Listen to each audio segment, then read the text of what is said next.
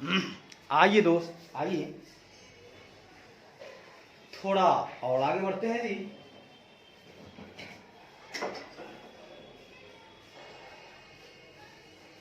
आज बड़ी बड़ी सर, आप नहीं पढ़ेंगे तो कौन पढ़ेगा?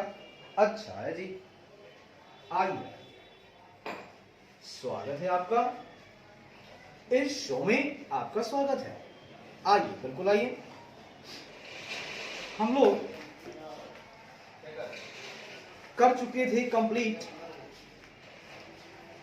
अपना बोरिंग्स खत्म हो गया था, ठीक है साहब। अब हम लोग चलेंगे जी 3.4 में और बात करेंगे जी ट्रेड रिसीवेबल की बात करेंगे जी। आइए सर, पूरी सफाई कर दीजिए सर। 3.3 खत्म हो गया, 3.4 पे जाएंगे।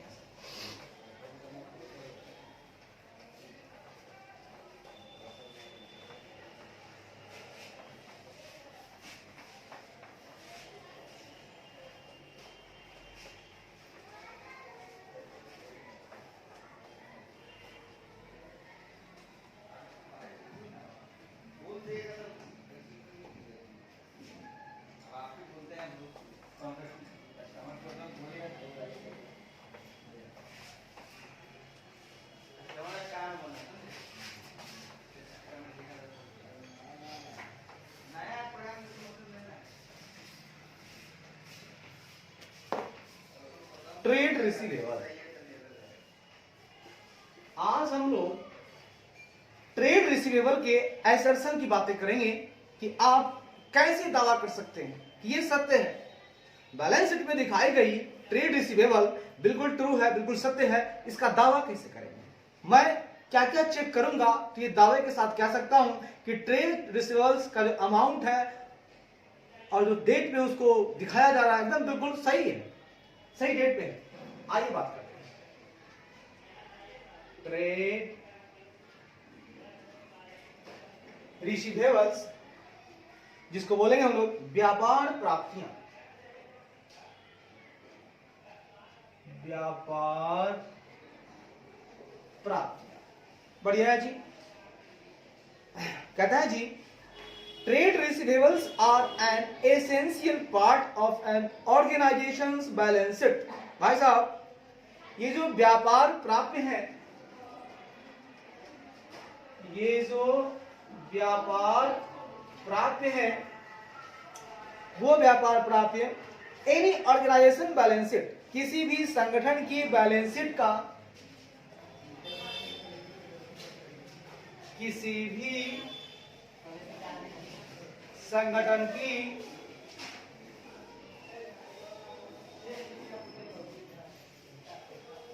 संगठन की बैलेंस शीट का एक एसेंशियल पार्ट का एक अनिवार्य हिस्सा है, का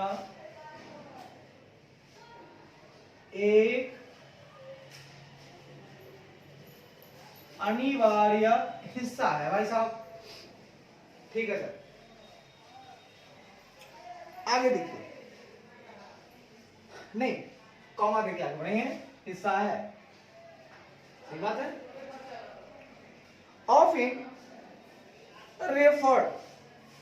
often referred to as debtors, जिसे अक्सर देनदार के रूप में जाना जाता है।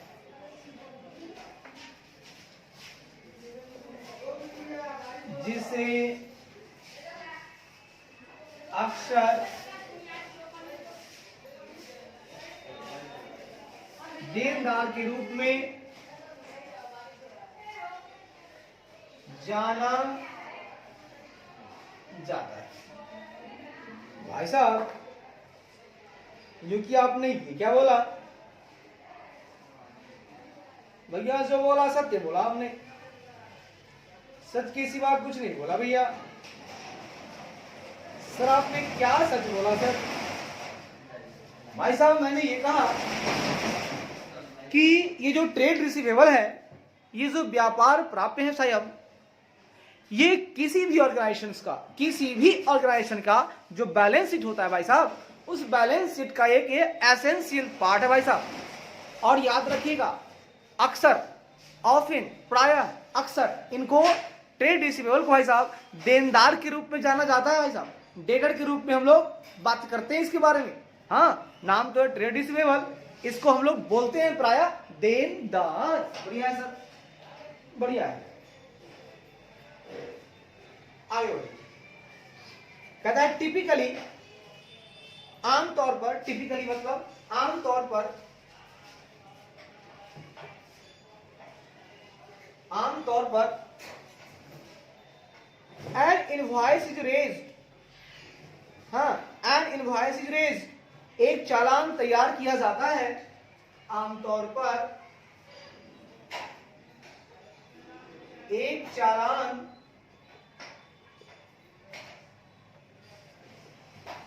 तैयार किया जाता है and issued to the customer, और ग्राहक को जारी किया जाता है, और ग्राहक को जारी, और ग्राहक को जारी किया जाता है, जारी किया जाता है विद द इनवॉइस अमाउंट, ठीक है, with the invoice amount being recorded as a debtor balance, है ना, जिसमें चालान राशि, जिसमें चालान राशि, चालान राशि देनदार की राशि के रूप में, जिसमें चालान राशि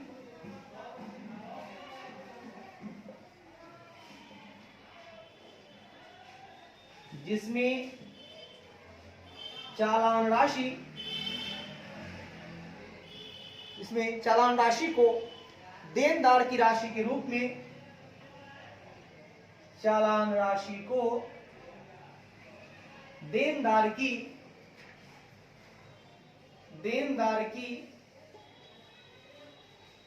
राशि के रूप में, देनदार की राशि के रूप में दर्ज किया जाता है,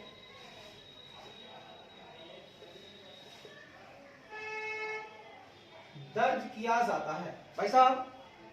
typically an invoice is raised and issued to the customer with invoice amount, है ना, चालान राशि के रूप में, being recorded as a debtor balance, वो जो चालान की राशि जो है उनको देनदार का जो बैलेंस है, देनदार की जो राशि है उसके रूप में दर्ज किया जाता है। भाई साहब क्या बोला आपने? भैया मैंने ये बोला कि आमतौर पर टिपिकली एक इनवॉइस को रेज किया जाता है, एक चालान तैयार किया जाता है और कस्टमर को इश्यू किया जाता है, ठीक है। मान लीजिए किसी कस्टमर ने हमसे कुछ, है ना, क्या किया, क्या किया भाई साहब, क्या किया? देनदार कब बनेगा भाई साहब? कोई आपको कब देगा?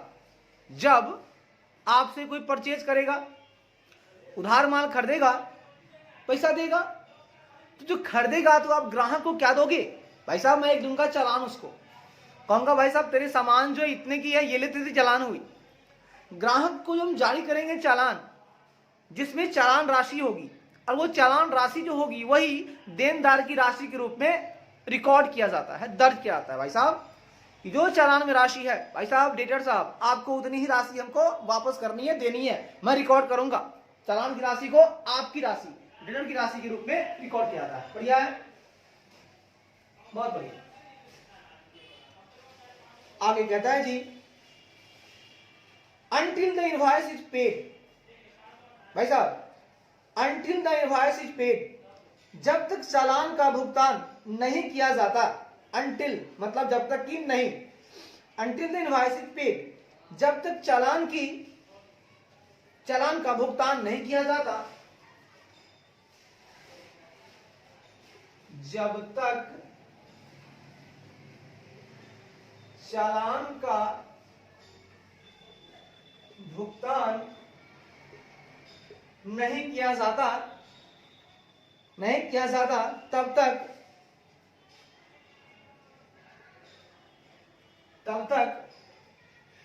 तब तक the invoice amount is recorded in the organisation balance sheet as account receivable. ठीक है ना, किया जाता तब तक चालान राशि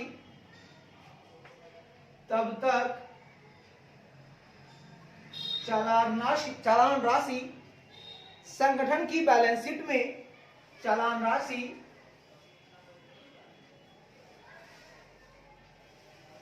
संगठन की बैलेंस शीट में अकाउंट्स रिसीवेबल यानी प्राप्य खातों के रूप में, मतलब प्राप्त होने वाला है सर, प्राप्य खातों के रूप में, प्राप्त खातों के रूप में रिकॉर्डेड दर्ज की जाती है।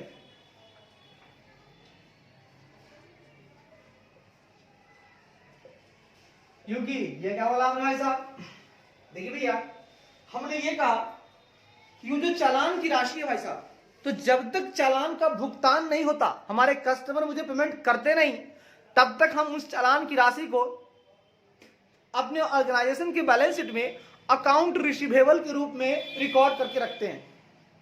वो हमारा प्राप्य है, प्राप्य होने वाला है तो मैं दिखाऊंगा, है ना, पैसा वो देगा हमको, अकाउंट रिसीवेबल के रूप में मैं उसको रिकॉर्ड करूंगा जब तक कि वो मुझे भुगतान ना कर दे उस चालान की राशि। बढ़िया है सर, बढ़िया है सर।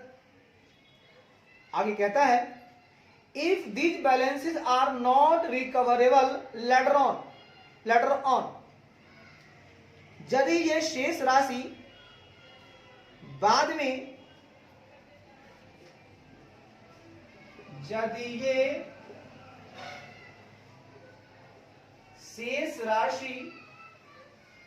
ये शेष राशि बाद में रिकवरेबल, पुनः प्राप्त करने योग्य, बाद में पुनः प्राप्त करने योग्य नहीं है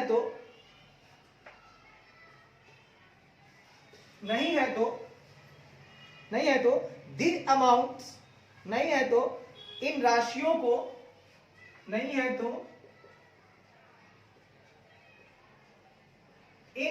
को, needs to be written off as bad.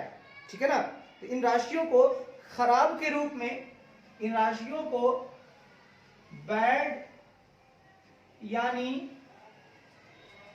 खराब के रूप में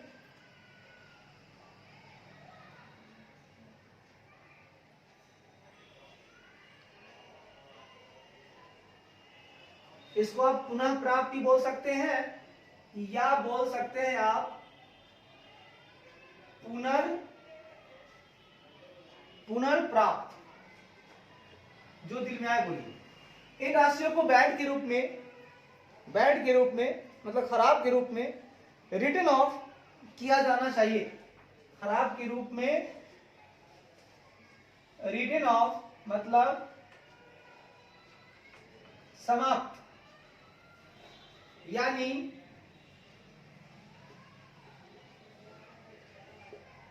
बट्टे खाते में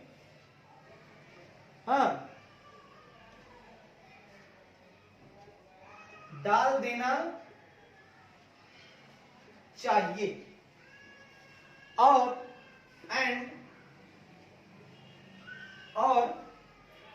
in the statement of profit and loss and charge in the statement of profit and loss, और लाभ और हानि के विवरण में, और लाभ और हानि के विवरण में चार्ज यानी दिखाया जाना चाहिए, चार्ज किया जाना चाहिए।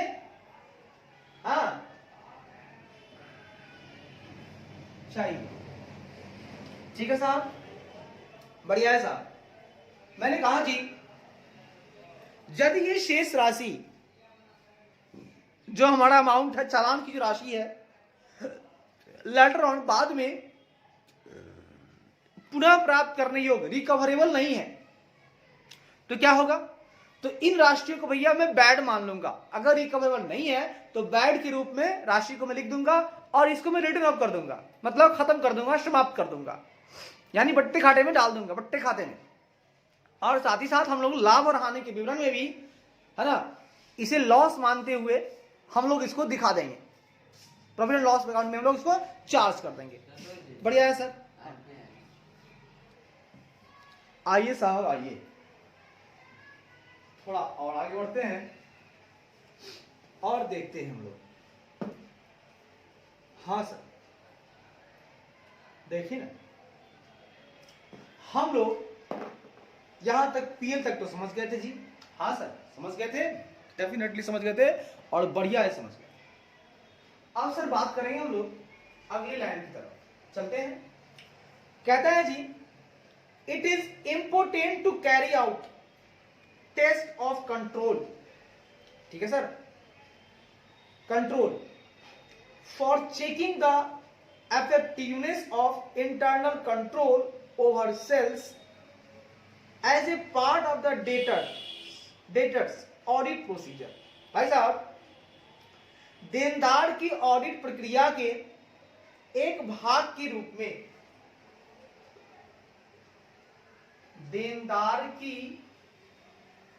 देनदार की ऑडिट प्रक्रिया के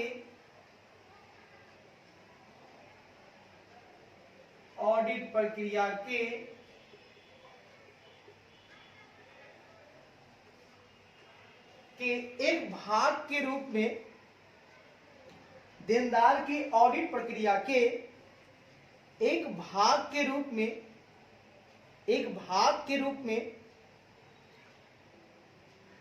बिक्री पर, है ना, बिक्री के ऊपर, ओवरसेल्स, बिक्री के ऊपर आंतरिक नियंत्रण, बिक्री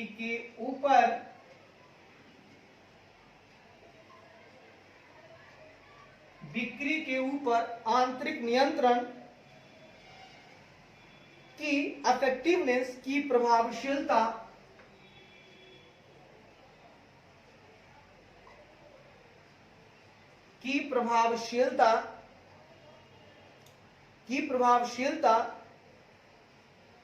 की जांच के लिए, फॉर चेकिंग,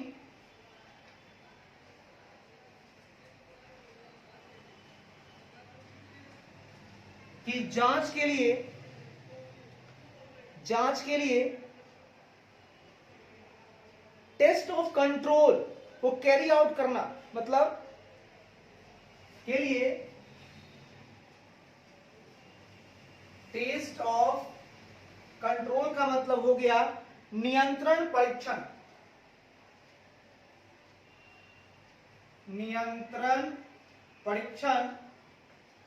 करना is important, it is important to carry out, है ना, करना महत्वपूर्ण है, ठीक है साहब। क्योंकि ये क्या बोला सर आपने? भैया मैंने ये बोला कि सर डेटर की जो ऑडिट प्रोसीजर है ना, मान के चलिए आपको डेटर को चेक करना है, उसके लिए आपको ऑडिट प्रक्रिया लगानी है, तो उसके लिए आप एक काम करो साहब कि आपने जो सेल किया है ना, उसके ऊपर इंटरनल कंट्रोल कितना इफेक्टिव है, मतलब एक्चुअल डेटर निकालना चाहते हो आप, एक्चुअल डेटर आप देखना चाहते हो, तो उसके लिए आपको चाहिए ऑडिट प्रक्रिया। उस ऑडिट प्रक्रिया में के एक पार्ट के रूप में, एक भाग के रूप में आपको करना क्या होगा कि जो आपने सेल किया, जो आपने बिक्री किया, उस बिक्री के ऊपर आंतरिक नियंत्रण कितना इफेक्टिव है, इंटरनल कंट्रोल की जो इफेक्टिवनेस है उसको जरा सा आप टेस्ट कर लीजिए, उसकी जांच कर लीजिए। और उसकी जांच कैसे करेंगे?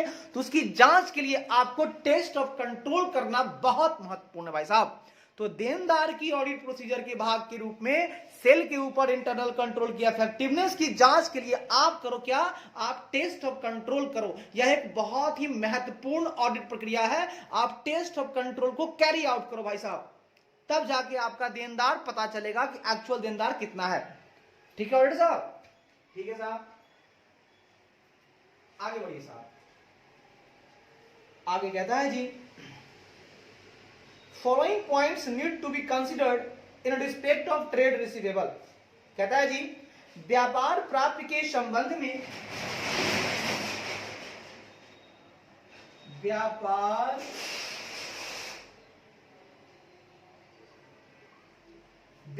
प्राप्त के संबंध में ट्रेड रिसीवेबल के रिस्पेक्ट में, व्यापार प्राप्त के संबंध में in respect of trade receivable संबंध में following points need to be considered, निम्नलिखित बिंदुओं पर विचार करने की आवश्यकता है।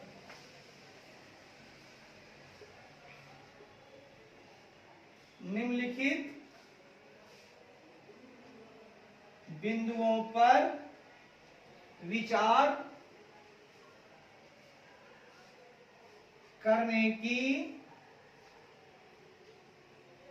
आवश्यकता है। भाई साहब, मेरा ये कहना है जी, जब आप ट्रेड रिसीवेबल के रिस्पेक्ट में हम आपको बोल रहे हैं कि कुछ पॉइंट्स हैं, जो फॉलोइंग पॉइंट्स बता रहे हैं, उनको उस पर कंसिडर करने की आपको रिक्वायरमेंट है, वो आवश्यकता है। आप करो विचार, है ना? एज ए ऑडिटर आप विचार करो भाई साहब। ठीक है सर, विचार कर लेंगे। क्या करना होगा? पहला काम आप करोगे जी, only bona fide sales lead to trade receivable. भाई साहब, जो बोनाफाइड सेल्स होगा ना, उन्हीं को ट्रेड रिसीवेबल के रूप में आप दिखाओगे। ठीक है? केवल वास्तविक या प्रमाणिक बिक्री, केवल वास्तविक बोलिए या प्रमाणिक, बोनाफाइड सेल मतलब बिक्री,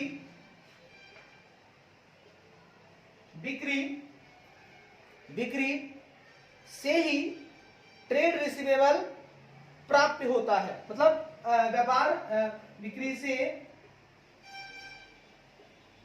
व्यापार प्राप्त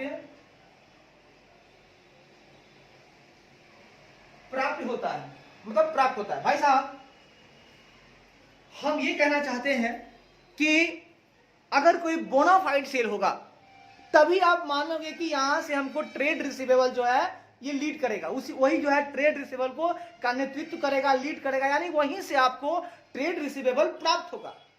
मतलब अगर सेल बोनाफाइड होगा तभी बोनाफाइड का मतलब है कि वो देने योग्य है, जो डेटर है आपका वो देने योग्य है। या यूं कहे कि आपके पास, आपको ध्यान रखना है कि उसका चालान होना चाहिए। चालान है यानी कि रियल बिक्री है, वो बोनाफाइड बिक्री है। तो बोनाफाइड बिक्री है तो आप ध्यान रखोगे कि आपका ट्रेड रिसीवेबल वहां से वही आपका लीड करेगा, नेतृत्व करेगा व्यापार प्राप्ति का, यानी व्यापार प्राप्ति से आपको प्राप्ति होगी। सही बात है? जरा इसको आप चेक कर लीजिएगा। बोनाफाइड सेल पर आप ध्यान दीजिएगा, सेल कैसा होना चाहिए? बोनाफाइड। ठीक है सर, बोनाफाइड सेल होगा, उसी को देखेंगे, उसी का ऑडिट करेंगे, बाकी को छोड़ देंगे। ठीक है sir. All such sales are made to approved customer.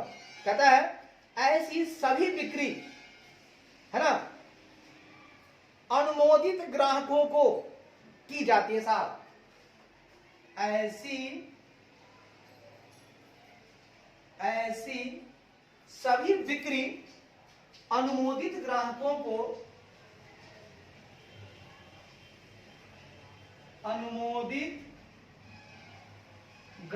को की जाती है।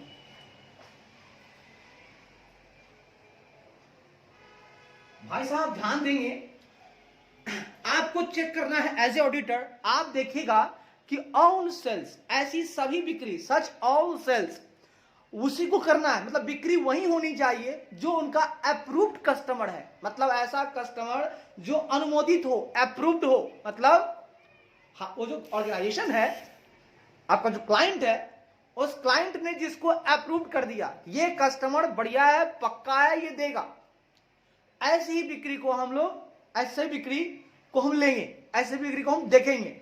जो अनुमोदित ग्राहकों को की जाती है। ठीक है, तो सेल के संबंध में आपको ये बात भी ध्यान रखना है। ठीक है सर। तीसरी बात है,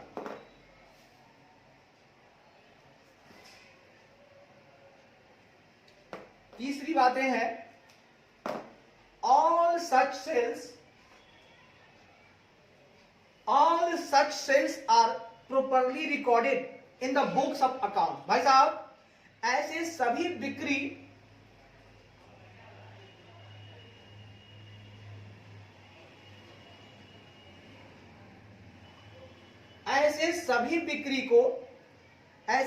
बिक्री को बुक्स ऑफ अकाउंट, खातों की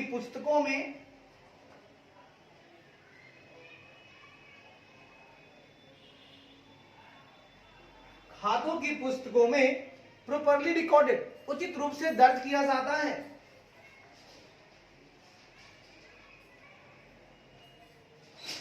उचित रूप से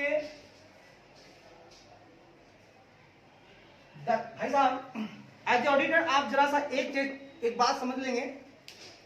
एज ए ऑडिटर आप देख लेंगे कि भैया जितनी सारी बिक्रियां हुई है ना, वो बुक्स ऑफ अकाउंट में प्रॉपरली रिकॉर्ड होना है, उसको होना ही होना है।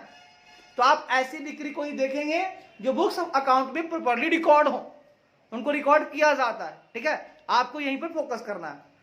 मतलब ये सब चीज आपको चेक करना है कहां से ट्रेड रिसीवेबल रियल में आएगा। तो ये जो बिक्रिया बता रहा हूं मैं, इन सब से ट्रेड रिसीवेबल क्रिएट होगा और बिल्कुल होगा। आइए साहब, आइए, ये बात तो हो गई साहब। हाँ सर, ये तो हो गया। थोड़ा और आगे चलते हैं सर, चलिए ना सर। कहता है जी, वंस रिकॉर्डेड, एक बार दर्ज होने के बाद, एक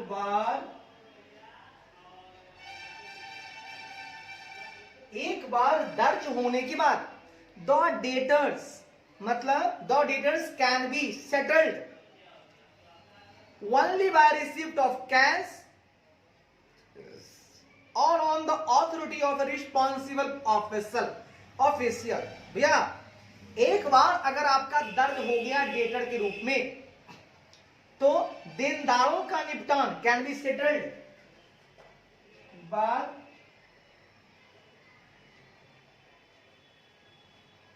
के बाद देनदारों का निपटान केवल नकदी की प्राप्ति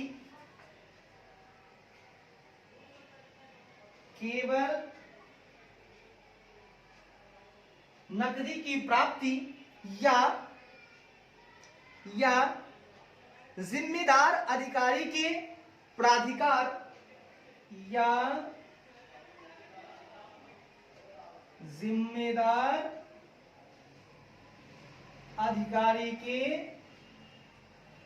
प्राधिकार पर ही किया जा सकता है।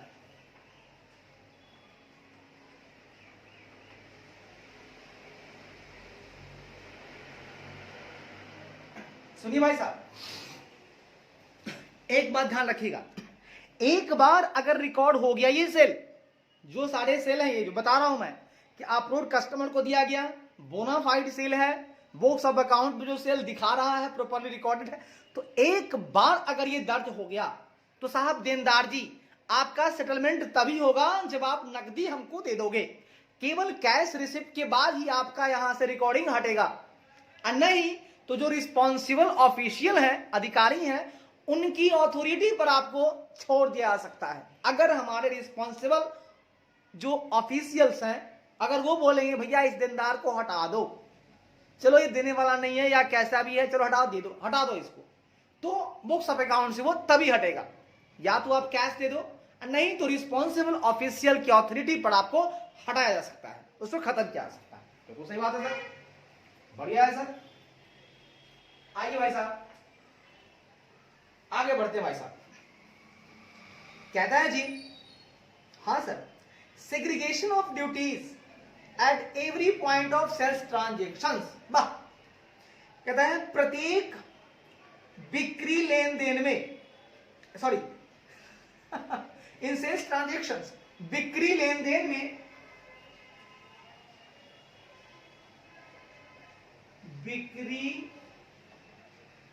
देन में every point, at every point, प्रत्येक बिंदु पर, बिक्री लेन देन में प्रत्येक बिंदु पर ड्यूटी का सेग्रीगेशन, कर्तव्यों का पृथक्करण होना चाहिए।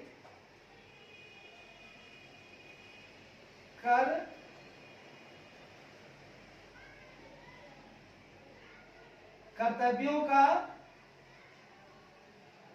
पृथक्करण होना बहुत जरूरी है भाई साहब। यस बहुत जरूरी है।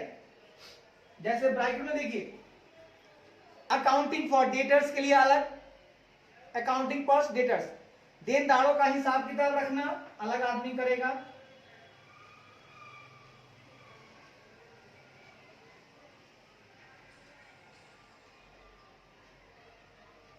ये अलग आदमी करेगा भाई साहब। Debtors are collected on time, ठीक है ना। उसके बाद कलेक्टिंग द पेमेंट कोई और करेगा, भुगतान एकत्र करना,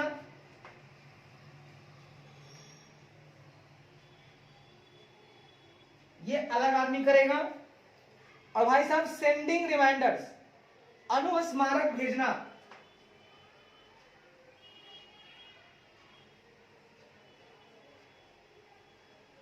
ये अलग आदमी करेगा। बात समझिएगा भाई साहब, मेरा ये कहना है, सुनिएगा प्यार मोहब्बत से लीजिएगा, पूरी बात समझ में आएगी भाई साहब। मैंने कहा जी, जो भी सेल का ट्रांजैक्शंस हो रहा है, बिक्री की जो भी लेन देन हो रही है भाई साहब, उनके प्रत्येक पॉइंट पे, एवरी पॉइंट पर जो उनके ड्यूटीज हैं भैया, उनमें सेग्रीगेशन होना मांगता है। कर्तव्यों का जो भी कर्तव्य भैया, उनको पृथक्करण मांगता है। एक बंदा सारे काम नहीं करेंगे भाई साहब। एक बंदा करेगा, देनदार को अकाउंट करेगा, हिसाब किताब मैंने बुक्स ऑफ अकाउंट में लिखेगा, देनदार करेगा एक बंदा, वो अलग है। दूसरा बंदा अगर डेटेड से कोई भुगतान मिलता है, पेमेंट, तो उसको कलेक्ट करेगा दूसरा बंदा। और तीसरा बंदा क्या करेगा, रिमाइंडर भेजेगा, अगर वो नहीं दे रहा है तो रिमाइंडर करेगा, भाई साहब दे दो दे दो दे दो। तीन बंदा तीन काम, एक बंदा करेगा झोल हो सकता है, तीन बंदा करेगा झोल नहीं होगा, क्योंकि तीनों आपस में क्या हो जाएंगे, सेग्रीगेट, अलग अलग रहेंगे, तीनों इंडिपेंडेंट रहेंगे, तो कहीं से भी आपको किसी तरह का झोल होने का संभावना नहीं होगा। ठीक है सर, आइए जी आइए, थोड़ा और आगे बढ़ते हैं जी। हाँ सर बढ़िया ना, जगह तो पर्याप्त लग रहा है सर, भैया कैमरा में तो आना चाहिए। हाँ आ रहा है सर, आ रहा है। चलिए एक आध पॉइंट और खींचते हैं। कहता है जी, debtors are collected on time. भाई साहब देनदारों से समय पर वसूली की जाती है, ध्यान रखिएगा, होना चाहिए। देनदारों से समय पर वसूली की जाती है। ऑडिटर साहब आप जरा ये भी देख लीजिएगा कि जो डेटर्स है ना, उनका जो रिकवरी हो रहा है, उनसे जो रिकवर हो रहा है, उनसे जो वसूली हो रहा है भाई साहब, वो टाइम पे होना चाहिए भाई साहब। आप देख लेंगे कि टाइम पर हो रहा है या नहीं, और नियम कहता है कि देनदार से जो भी है रिकवरी, वो समय पर होना चाहिए भाई साहब। ठीक है साहब, होना चाहिए तो होना चाहिए। आइए भाई साहब आगे बढ़ते हैं।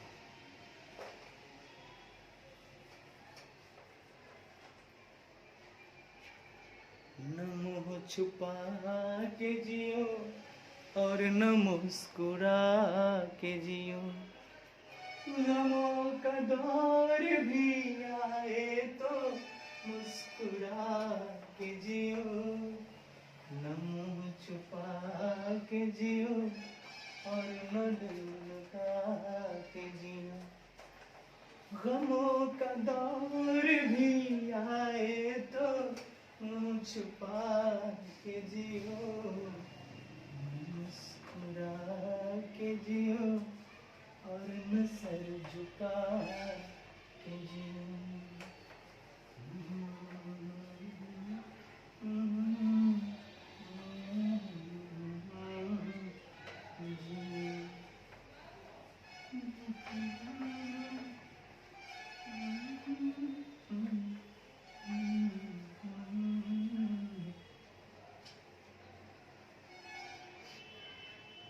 आइए साहब आइए, अगला पॉइंट क्या कहता है सुनिए। हाँ सर सुनाइए। देखिए जी देखिए,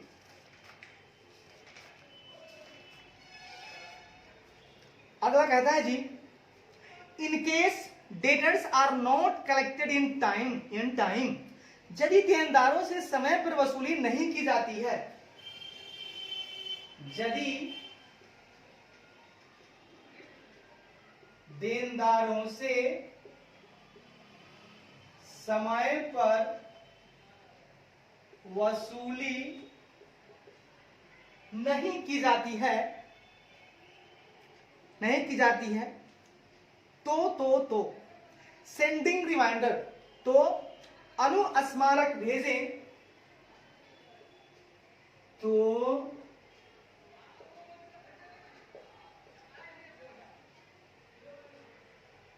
अनुस्मारक भेजें और taking legal action if required, और यदि आवश्यक हो तो, और यदि आवश्यक हो तो लीगल एक्शन ले, मतलब कानूनी कार्रवाई करें, तो कानूनी कार्रवाई करें। भाई साहब आप जरा देख लीजिए ऑडिटर साहब कि जो देनदार हैं, पहला मैंने कहा कि देनदार को टाइम पे समय पे उनकी वसूली होनी चाहिए। बाय चांस यदि देनदार से समय पर वसूली नहीं होता है, नॉट रिकवरेबल ऑन टाइम, तो आप क्या करो भाई साहब, आप उसको रिमाइंडर भेजो, अनुस्मारक भेजो, भैया दे दो। मान लीजिए दे दो तो दे दिया तो ठीक है, मान लीजिए नहीं दिया, भेजने के बाद भी नहीं दिया, आप रिमाइंडर दे रहे हो, भेज नहीं रहा है, यदि आवश्यक हो, ऐसा लगे कि नहीं भेज रहा, आवश्यक हो, तो आप लीगल एक्शन भी ले सकते हो, आप उसके ऊपर कानूनी कार्रवाई भी कर सकते हो। बढ़िया है सर, बहुत बढ़िया है। आगे बढ़िए, कहता है जी, बैलेंसेस आर रेगुलरली रिव्यू, मतलब शेष राशि को नियमित रूप से समीक्षा की जाती है, शेष राशि की नियमित रूप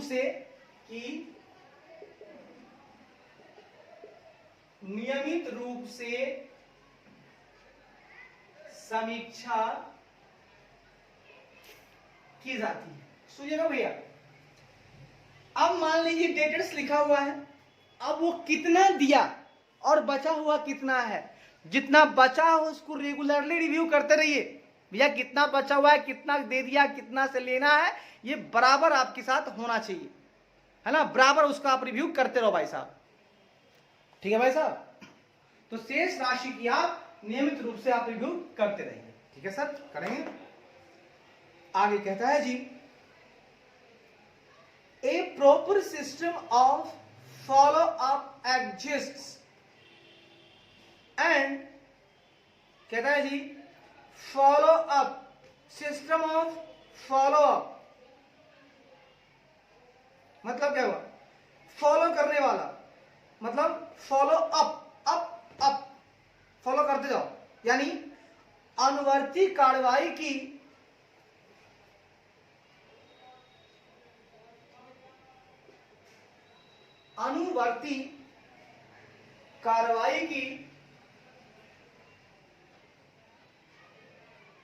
ठीक है, follow up, system of follow up, अनुवर्ती कार्रवाई की एक प्रॉपर सिस्टम, फॉलो अप मतलब अनुवर्ती कार्रवाई की एक उचित प्रणाली, कार्रवाई की एक उचित प्रणाली मौजूद होनी चाहिए, मौजूद है, यानी क्या समझे, इसको समझे, अनुवर्ती मतलब फॉलो अप,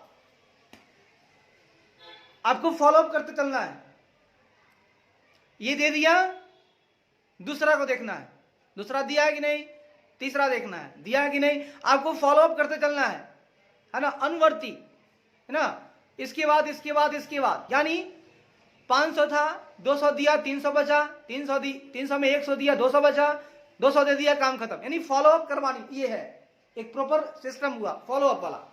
तो अनुवर्ती कार्रवाई जो है कि उचित प्रणाली आपको मौजूद होना चाहिए, ठीक है, कि आप साथ साथ आप जो है ना बराबर देखते रहे उसको, देगा कि नहीं देगा, आप फॉलो करते रहे उसको, उस देनदार को आप फॉलो करते रहे भाई, तुम देगा कि नहीं देगा, ठीक है ना, आप चेक करते रहो देने वाला है कि नहीं देने वाला है, बराबर उसको टोकते रहो, फॉलो करते रहो, टोकते रहो उसको। वो वाली प्रणाली आपको होनी चाहिए, फॉलो वाली, अनुवर्ती की उचित प्रणाली, अनुवर्ती कार्रवाई की उचित प्रणाली मौजूद है, होना चाहिए। इफ नेसेसरी, और यदि आवश्यक हो तो, और यदि आवश्यक हो तो adequate provision for bad debts, ठीक है ना, debts should be made by preparing adequate ageing schedule of the debtors. भैया बहुत पुराना डेटर है, दे नहीं रहा है, एजिंग शेड्यूल के हिसाब से आप उसको बैड डेट्स में भी डालते जाओगे, भैया देने का उम्मीद कम लग रहा है, उसका प्रोविजन बढ़ाती जाओ। तो कहता है जी देनदारों की, है ना, पर्याप्त आयु अनुसूची, सुनिएगा, देनदारों की यदि आवश्यक हो तो देनदारों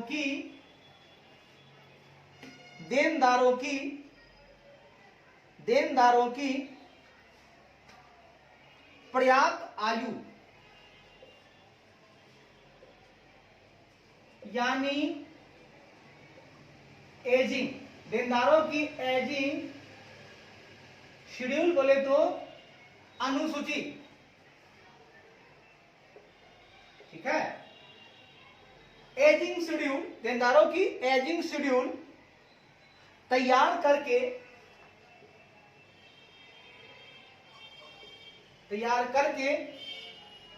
है ना, करके बैड डेट्स के लिए, मतलब खराब ऋण के लिए, ऋणों के लिए, है ना,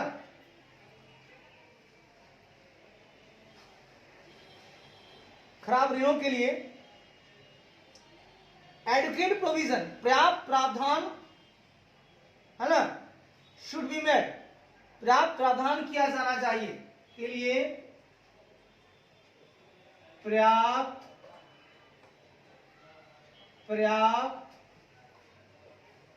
प्रावधान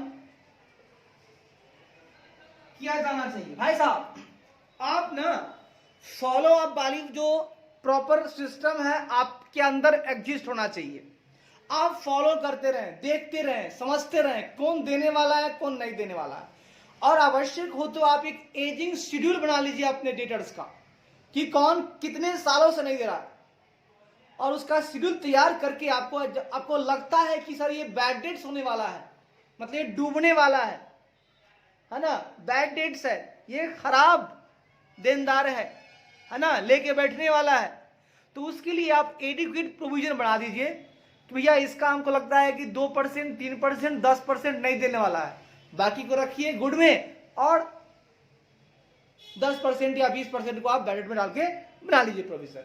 अच्छा है जी, बहुत बढ़िया सर, अच्छा बात बोले आप सर, आगे बढ़िए। कहता है जी after performing test of control over sales, बिक्री के ऊपर टेस्ट ऑफ कंट्रोल, अब आइए पॉइंट खत्म हो गया, बिक्री के ऊपर टेस्ट ऑफ कंट्रोल यानी नियंत्रण का परीक्षण,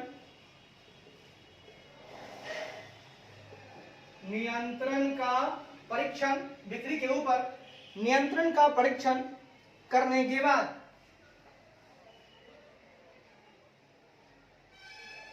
करने के बाद the auditor will decide upon the audit procedure to be applied to verify dated balance, है ना। बाद ऑडिटर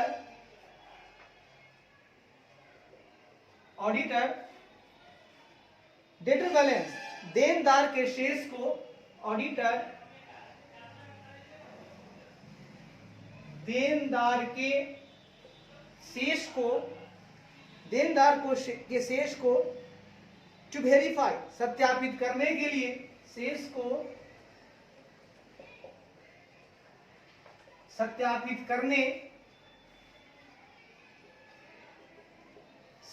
करने के लिए अप्लाइड के लिए, है ना, टू बी अप्लाइड करने के लिए लागू की जाने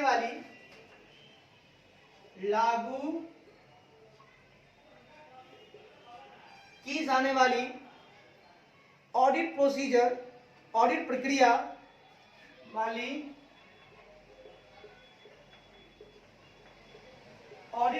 पर, है ना, विल डिसाइड, ऑडिट प्रक्रिया अपॉन द ऑडिट प्रोसीजर, मतलब ऑडिट प्रक्रिया के ऊपर निर्णय लेगा, यानी पर बोलिए या के ऊपर डिसाइड करेगा, निर्णय लेगा। भाई साहब, हाँ भाई साहब, मैंने क्या कहा सुनिए। अब क्या हो भाई साहब कि बिक्री के ऊपर, सेल्स के ऊपर टेस्ट ऑफ कंट्रोल कर लिया गया कि भैया नियंत्रण कैसा है। अब नियंत्रण जब पता चल गया तो अब क्या होगा, अगर नियंत्रण गुड है तो थोड़ा सा कम ऑडिट प्रोसीजर चलेगा, अगर नियंत्रण खराब है तो ऑडिट प्रोसीजर थोड़ा सा और हेवी लगाना होगा। तो कहना चाहता है कि ऑडिटर क्या करता है, जो डेटर का बैलेंस है, देनदार के शेष को सत्यापित करने के लिए लागू की जाने वाली ऑडिट प्रक्रिया पर निर्णय लेगा कि भैया मैं कैसा ऑडिट प्रोसीजर लगाऊं। अब तो मैं टेस्ट ऑफ कंट्रोल चेक कर चुका हूं, गुड है या बैड। अब उसके हिसाब से मैं अब डेटर के बैलेंस को वेरीफाई करना, हमारा काम क्या है, हम लोग हैं वेरीफायर। एज ए ऑडिटर हम लोग क्या है, वेरीफायर। हम लोग ऑडिटर है, हम लोग क्या करते हैं, डेटर के बैलेंस को वेरीफाई करते हैं और उसके लिए हम लोग अप्लाई करते हैं ऑडिट प्रोसीजर। अब कौन सा ऑडिट प्रोसीजर लगाना है, कैसा लगाना है, अब डिसाइड करेंगे, क्योंकि हम लोग टेस्ट ऑफ कंट्रोल हमने कर लिया कंप्लीट। ठीक है सर, बढ़िया है, आगे बढ़िए। कहता है जी द बिलो टेबल, इसको आगे लिखते हैं, ठीक है सर, इसको हटाए क्योंकि लंबा चलेगा। अब हम टेबल के बारे में बात करेंगे, टेबल लंबा चलेगा जी, ठीक है सर, इसको हटाइए।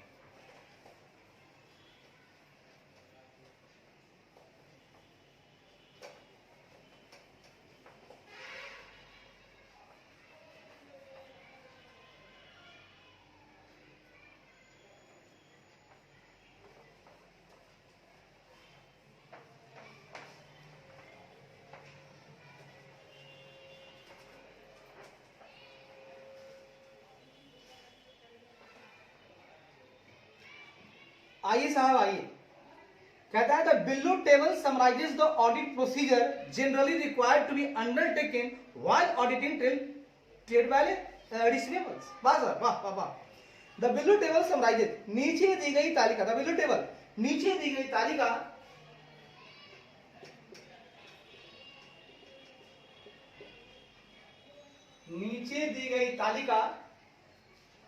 तालिका व्यापार प्राप्तियों का ऑडिट करते समय, व्यापार प्राप्तियों का ऑडिट करते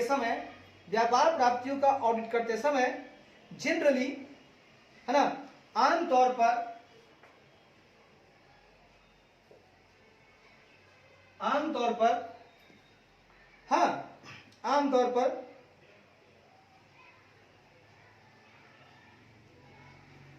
पर रिक्वायर्ड, आमतौर पर आवश्यक ऑडिट प्रक्रियाओं, आमतौर पर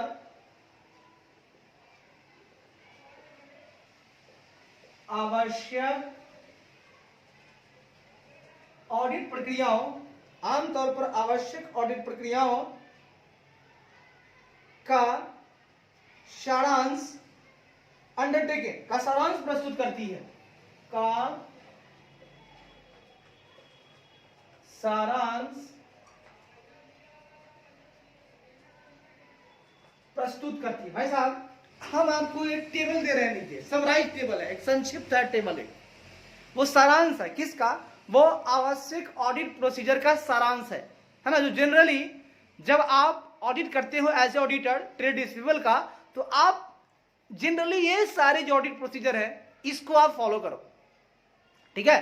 तो नीचे दी गई तालिका जो मैं बता रहा हूं टेबल है, उसमें आपको मैं दूंगा रिक्वायर्ड ऑडिट प्रोसीजर का, मैं आपको समरी प्रस्तुत कर रहा हूं जो आप यूज कर सकते हो जब आप व्यापार प्राप्तियों का ऑडिट कर रहे हो, ठीक है।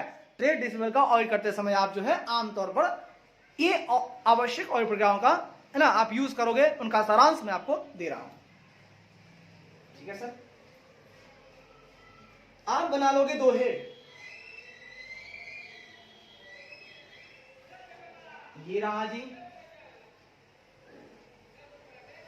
ये रहा जी, एक हेड ये रहा जी, और दूसरा हेड इधर रहा जी। इधर रहेगा सर ब्रीफ डिस्क्रिप्शन, यानी क्या रहेगा सर, ब्रीफ डिस्क्रिप्शन बोले तो संक्षिप्त विवरण रहेगा, और यहां हम डालेंगे ऑडिट प्रोसीजर्स, ऑडिट प्रोसीजर्स यानी ऑडिट प्रक्रियाएं, ऑडिट प्रक्रियाएं, ठीक है सर। अब हम लोग का ये चलेगा, ये लंबा चलेगा और बिल्कुल चलता जाएगा जी, बिल्कुल अपनी गति में चलेगा ये, ठीक है, ठीक है सर।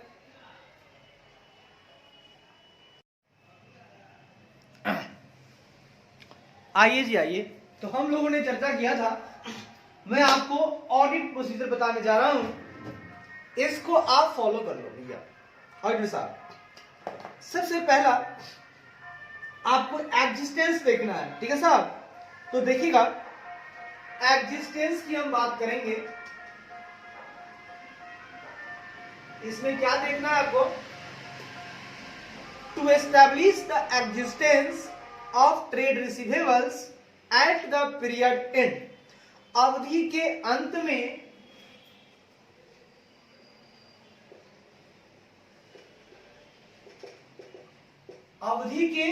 में प्राप्य ट्रेड रिसीवेबल व्यापार प्राप्य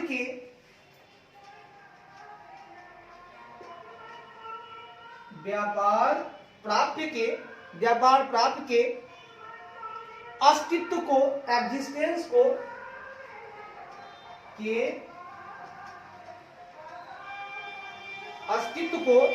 एस्टेब्लिश करना, स्थापित करना। जी हाँ, पहली चर्चा हम करेंगे कि आपको इसके लिए क्या ऑडिट प्रोसीजर लगाना होगा। जब आपको अवधि के अंत में ट्रेड रिसीवेबल के एग्जिस्टेंस को एस्टेब्लिश करना होगा, तो आपको कौन कौन सी ऑडिट प्रक्रियाएं लगानी होंगी, आइए जी बात करते हैं। पहली ऑडिट प्रक्रिया जो आपको लगानी होगी भाई साहब, वो लगानी होगी जी, सुनिए, चेक वेदर, चेक जांचे कि क्या, वेदर मतलब यहां पर क्या, जांचे कि क्या there are controls in place to ensure that, जांचे कि क्या यह सुनिश्चित करने के लिए, जांचे कि क्या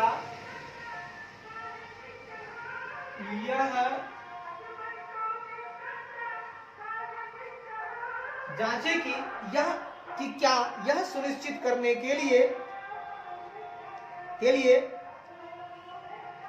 कंट्रोल इन प्लेस, नियंत्रण मौजूद है, के लिए नियंत्रण मौजूद है कि, वो क्या काम है सुनिए, मौजूद है कि invoices cannot be recorded more than once, कि चालान को एक से अधिक बार, cannot be recorded more than once, कि चालान को एक से अधिक बार, कि चालान को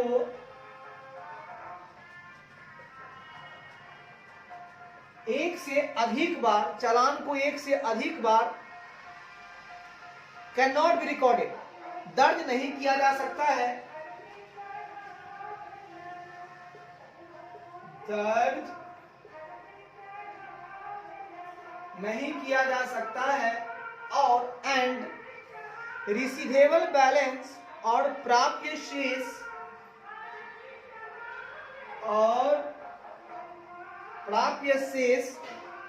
are automatically recorded in the general ledger from the original invoice, और प्राप्य शेष स्वचालित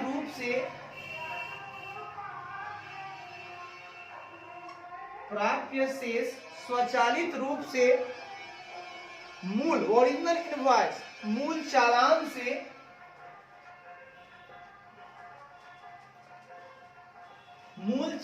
से सामान्य खाता बही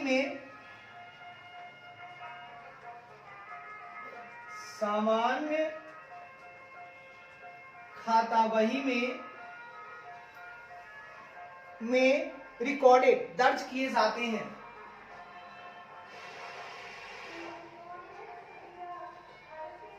भाई साहब, एग्जिस्टेंस के लिए आपको 3, 4, 5 बातें करना है, ध्यान में रखना है। देखिएगा जरा सा,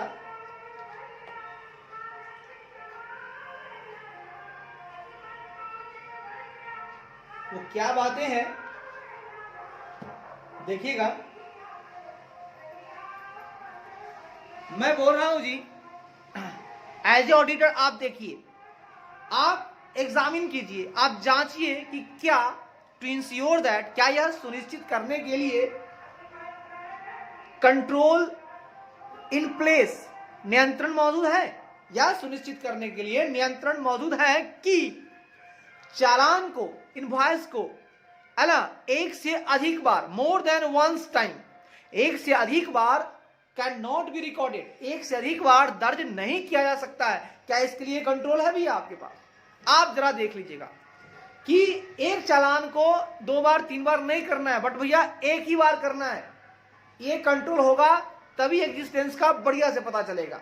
साथ ही साथ जो रिसीवेबल्स का बैलेंस है, जो प्राप्य का शेष है, वो ऑटोमेटिकली स्वचालित रूप से ओरिजिनल इनवॉइस जो है उनसे जनरल लेजर में रिकॉर्ड किए जाते हैं। मतलब ऑटोमेटिकली जो मूल चालान है बस उसी से ही हमारे लेजर में उनकी एंट्री होती है, हमारे जनरल लेजर में रिकॉर्ड होते हैं। इनके लिए भी आपके पास नियंत्रण होना चाहिए भाई साहब। अगर कंट्रोल ऐसा है तो हम मानेंगे कि आपका जो एग्जिस्टेंस है बेस्ट है। क्या मैंने बोला भैया? चालान को एक से अधिक बार आपको दर्ज नहीं करना है, और साथ ही साथ जो रिसीवेबल्स का शेष है वो ओरिजिनल इनवॉइस से ऑटोमेटिकली जनरल लेजर में रिकॉर्ड हो जाना चाहिए। अगर ऐसा है तो बढ़िया है, एग्जिस्टेंस आपका बेस्ट है जी, बढ़िया है सर। आइए दूसरी बातें करते हैं, दूसरी बातें हम आपके साथ शेयर करते हैं जी। वो क्या बातें हैं सुनिएगा। कहता है जी, ask for a period end account receivable, कहता है अवधि अंत के प्राप्य खातों की, अवधि अंत के प्राप्य खातों की, अवधि अंत के अकाउंट रिसीवेबल्स, है ना, मतलब जो प्राप्य खाते हैं, प्राप्य खाते की एजिंग रिपोर्ट के लिए पूछें। खातों की आयु रिपोर्ट के लिए, खाते की आयु का मतलब एजिंग रिपोर्ट के लिए पूछे,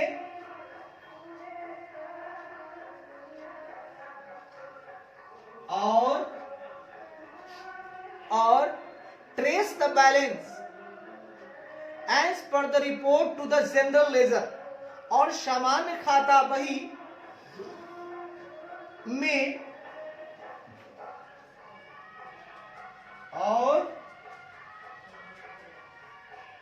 सामान्य खाता बही में रिपोर्ट के अनुसार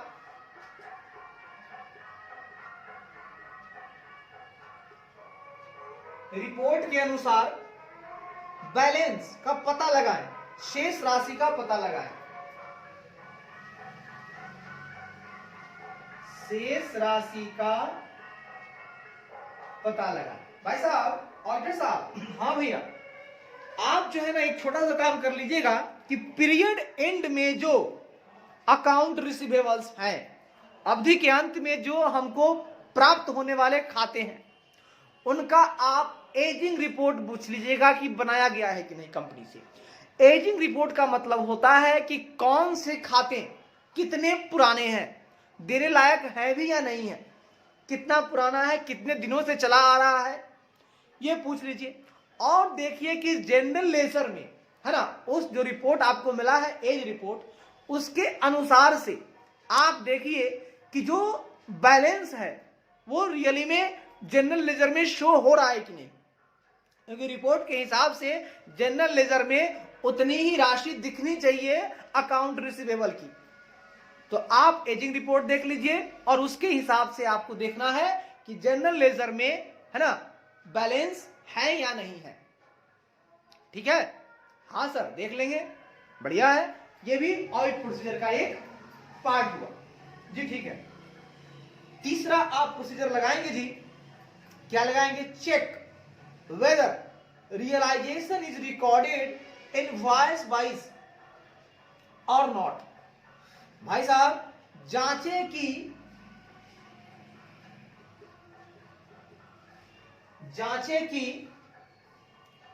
realisation whether realisation is recorded, जांचें की वसूली है ना, is recorded in invoice wise है, जांचें की वसूली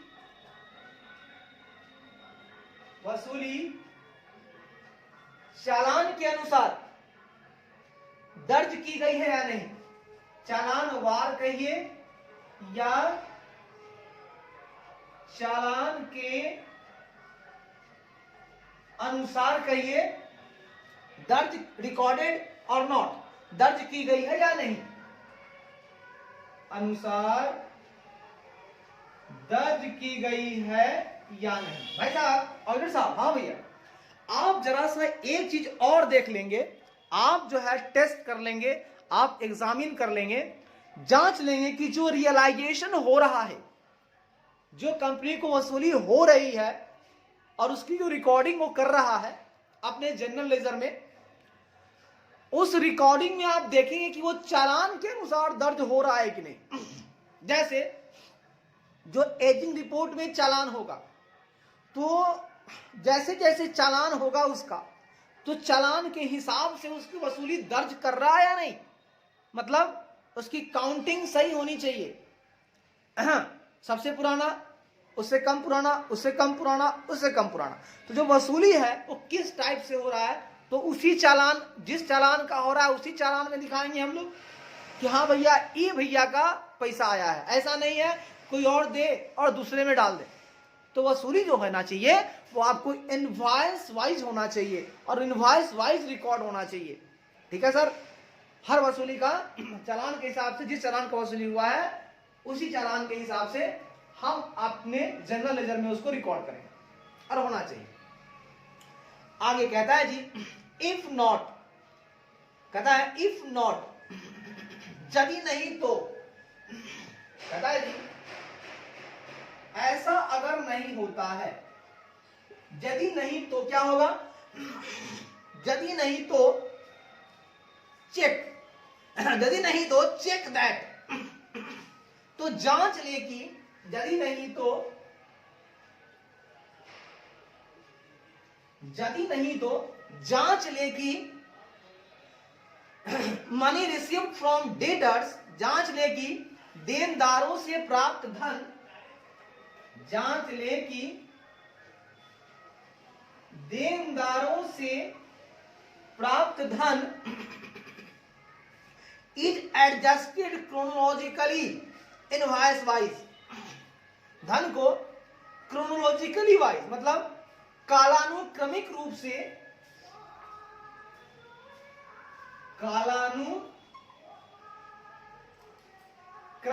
से यानी क्रोनोलॉजिकली, भाई साहब ध्यान रखिएगा, क्रोनोलॉजिकली इनवॉइस वाइज रूप से चालान के अनुसार या चालानवार, ठीक है ना, रूप से चालानवार बोलिए या चालान के अनुसार, चालान के अनुसार एडजस्टेड, चालान के अनुसार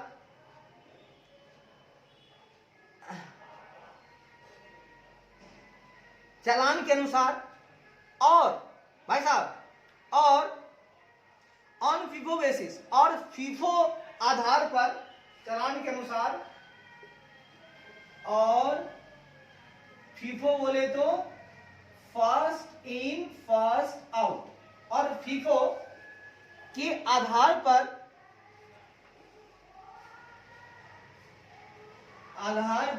एडजस्टेड यानी समायोजित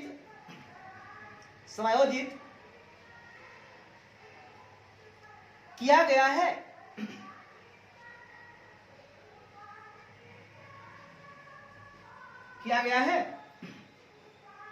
बात समझिएगा। आई डॉट ई डॉट का मतलब होता है यानी, सच दैट,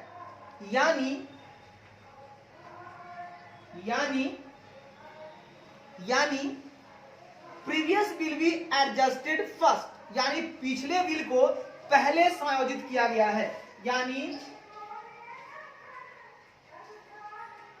पिछले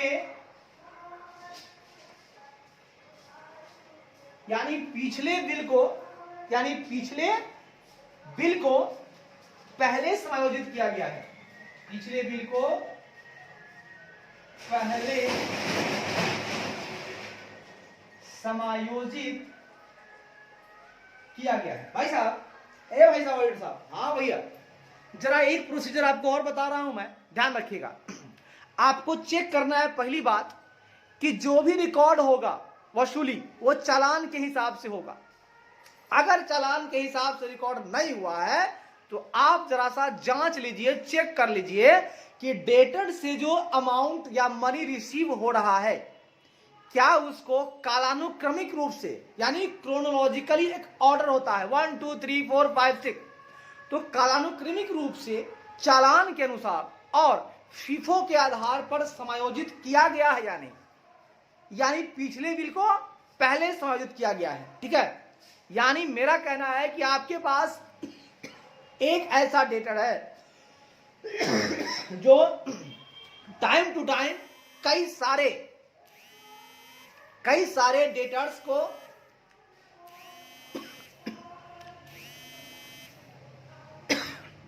है ना, कई सारे डेटर्स मतलब कई सारे उसने उधारी खरीदारी की थी, आपसे खरीदा तो वो आपके लिए डेटर्स है, वो देगा पैसा। तो आप क्या करो कि जब उसको पैसा आपको देगा तो आप एडजस्ट करोगे, तो आप एडजस्ट करना उन पैसों को कि जो पिछला बिल उसका था पहले उससे घटाना उस पैसे को, फिर बचा हुआ उसके बाद वाले से घटाना, यानी पिछले बिल को पहले समायोजित करना है आपको। ये ध्यान रखना है, ऐसा कंपनी ने किया है कि नहीं, ऑडिटर साहब आप जाके देख लो। ठीक है भैया, देख लेंगे, मेरा काम ही क्या है, देखना काम है, आंख फाड़ के देख लेंगे। आइए जी आइए, आगे कहता है इसी में भाई साहब, इसी में कहता है भाई साहब, कहता है क्या कहता है सुनिए, if realisation is made on account, यदि वसूली खाते पर की गई है, यदि वसूली खाते पर की गई है, यदि वसूली खाते पर की गई है। वेरीफाई भाई साहब, तो सत्यापित करें कि, वेरीफाई तो सत्यापित करें कि,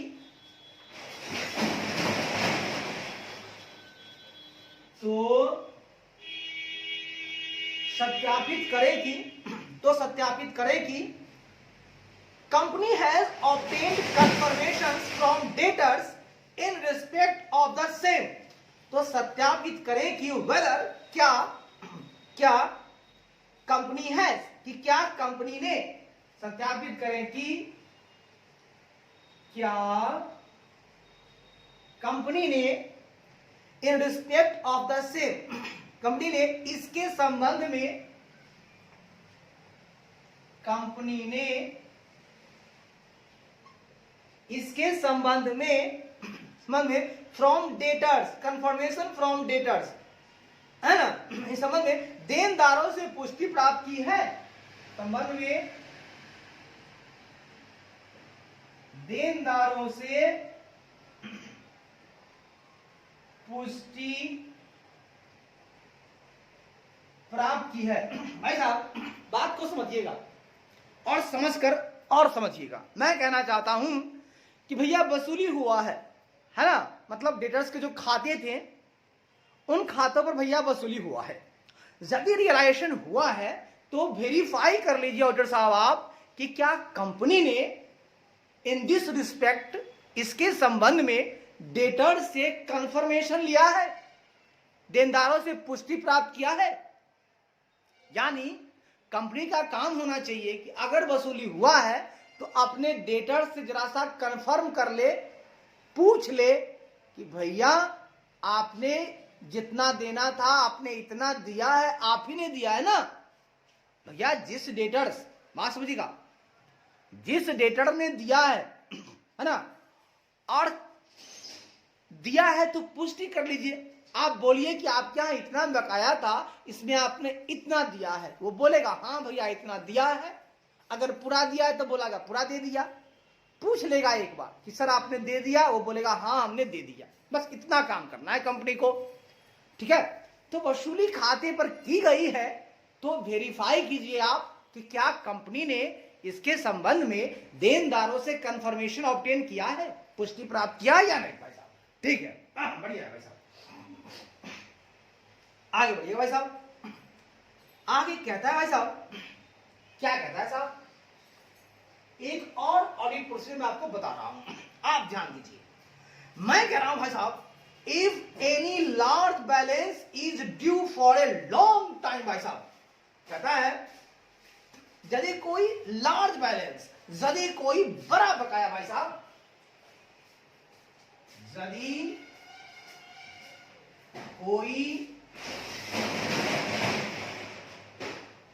कोई बड़ा बकाया, बात समझिएगा, इफ एनी लार्ज बैलेंस, भाई साहब यदि कोई बड़ा बकाया is due for a long time, भाई साहब बड़ा बकाया लंबे समय से बकाया है, भाई साहब बड़ा बकाया लंबे समय से बकाया है भाई साहब। तो बकाया है तो क्या करना है भाई साहब, बकाया है तो auditor should ask for reasons and justification for the same. तो ऑडिटर को उसके लिए, फॉर द सेम, तो ऑडिटर को उसके लिए, तो ऑडिटर को उसके लिए रीजन, उसके लिए कारण और जस्टिफिकेशन, कारण और औचित्य, ऑडिटर को उसके लिए कारण और औचित्य, रीजन एंड जस्टिफिकेशन लेना होगा, पूछना होगा आखिर क्या वजह है भाई साहब इतनी देरी हो गई।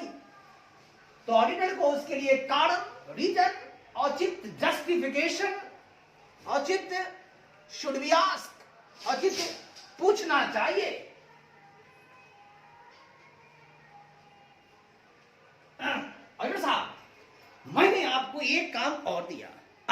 करो कि कोई लार्ज ड्यू है भाई साहब, लार्ज अमाउंट का है, कोई बड़ा बकाया है भाई साहब, कंपनी का कोई बड़ा बकाया है और लॉन्ग टाइम से, लंबे समय से ड्यू है, लंबे समय से बकाया है, कोई लार्ज बकाया है भाई साहब। इफ एनी लार्ज बैलेंस, यदि कोई बड़ा बकाया, बड़ा शेष का बकाया और लंबे समय से बकाया है, तो ऑडिटर साहब आप जाइए कंपनी के पास और पूछिए, ए भाई कंपनी सुन, क्या वजह है, क्या रीजन है, क्या जस्टिफिकेशन दो मुझे कि आखिर क्यों इतने लंबे समय से तुम्हारे यहां बकाया है और इसे तुम दिखाए जा रहे हो बैलेंस शीट में, वो दे नहीं रहा है और तुम बोल रहे हो बकाया है, हमको कारण बताओ। मुझे लोचा लग रहा है भाई इसमें, किसी अपने आदमी को तो नहीं दे दिया तुमने मैनेजमेंट, किसी अपने आदमी को तो नहीं दे दिया तुमने। तो अगर कोई बड़ा बकाया भाई साहब, लंबे समय से बकाया है, तो ऑडिटर को उसके लिए कारण और औचित्य पूछना चाहिए भाई साहब।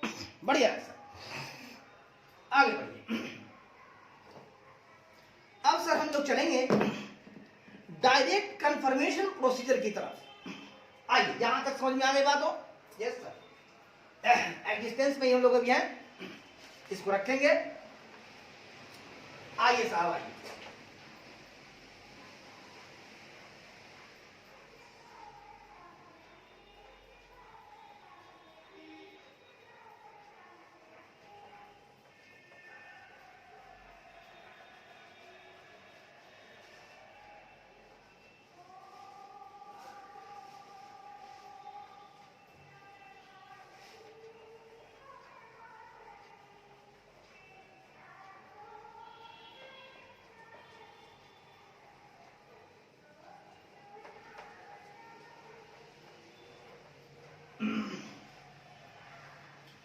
आइए साहब, आइए हम बात करेंगे जी डायरेक्ट कंफर्मेशन प्रोसीजर्स की। डायरेक्ट कंफर्मेशन प्रोसीजर्स मतलब क्या हो सर? प्रत्यक्ष पुष्टि प्रक्रियाएं। प्रत्यक्ष पुष्टि प्रक्रिया।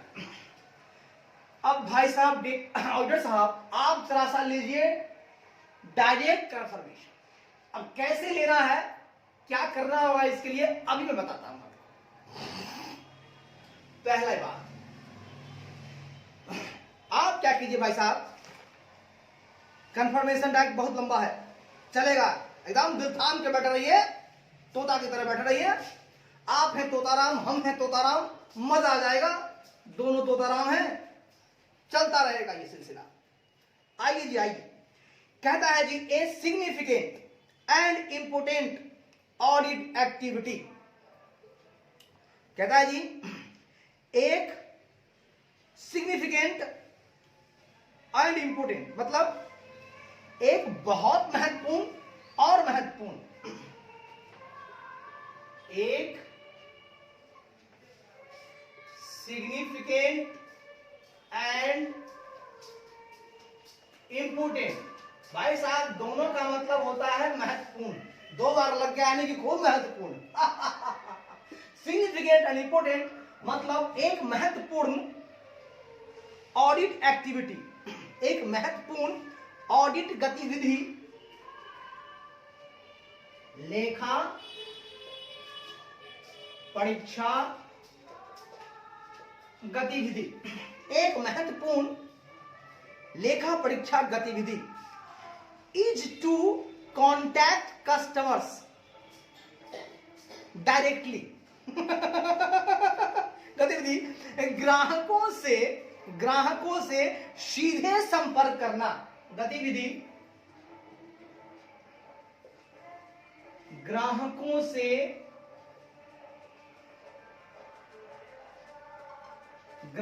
से सीधे संपर्क करना एंड और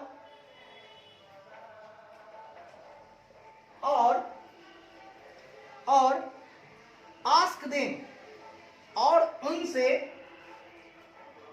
आस्क देम का मतलब और उनसे,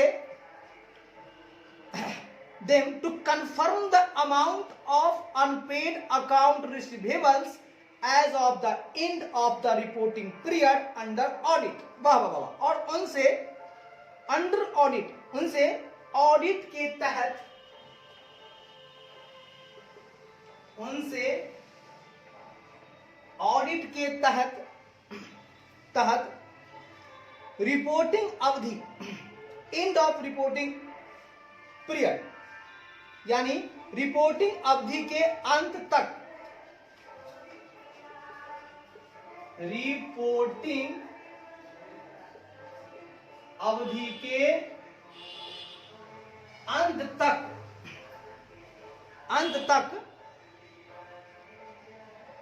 है ना, अंत तक अनपेड अकाउंट रिसीवेबल, ठीक है, प्राप्य अनपेड खातों, प्राप्य अवैतनिक मतलब अनपेड, प्राप्य अवैतनिक खातों की राशि, खातों की राशि को कन्फर्म, राशि की पुष्टि करने के लिए, टू कन्फर्म, राशि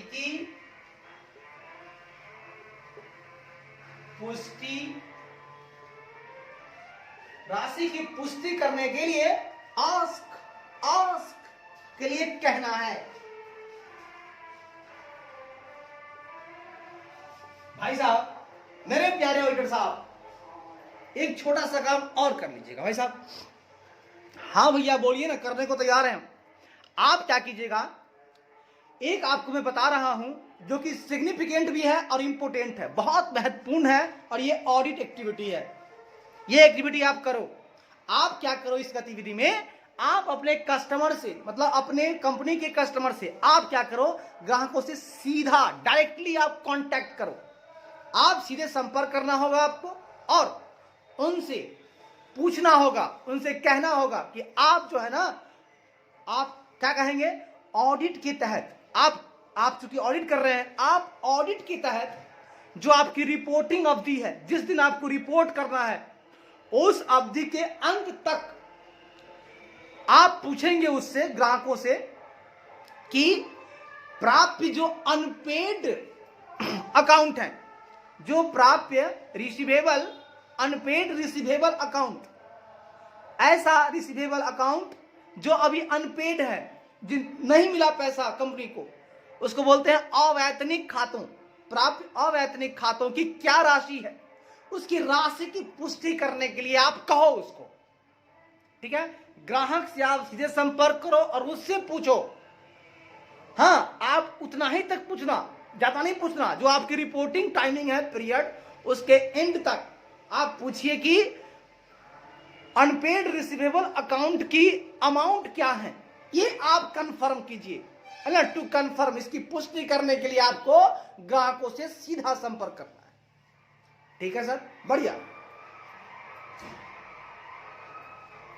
कर लेंगे ये काम। आइए भैया, दूसरा काम, नहीं इसी के अंतर्गत और छोटा काम है। कहता है जी, this should necessary to be done for all significant account balances as at the period end, while certain random customers having a smaller outstanding invoices should be selected। पहले देखिए, पीरियड एंड तक की बात करते हैं, है ना। यह आवश्यक रूप से, this should necessarily, ठीक है ना, यह आवश्यक रूप से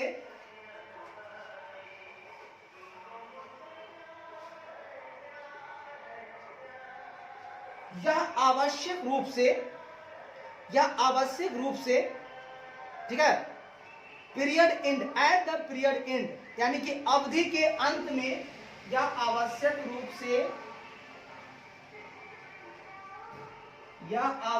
रूप से अवधि के अंत में ऑल सिग्निफिकेंट अकाउंट बैलेंस, है ना, अंत में सभी महत्वपूर्ण खाता, for all significant account balance है, यानी सभी महत्वपूर्ण खाता शेष, सभी महत्वपूर्ण खाता शेष, सभी महत्वपूर्ण खाता शेष, सभी महत्वपूर्ण खाता शेष के लिए, खाता शेष के लिए किया जाना चाहिए, ठीक है, के लिए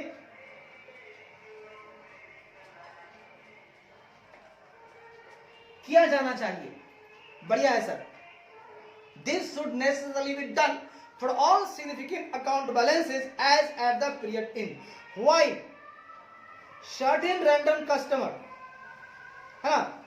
while certain random customer having a smaller outstanding invoices should also be selected. वाह वाह वाह वाह वाह। जबकि a smaller outstanding invoices, जबकि छोटे बकाया चालान वाले, जबकि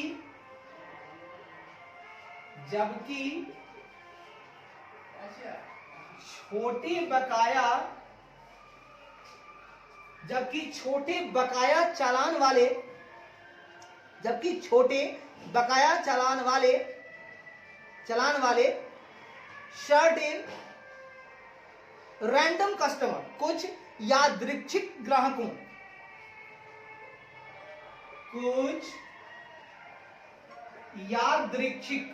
यानी रैंडम कस्टमर्स, यानी ग्राहकों को भी चयन किया जाना चाहिए।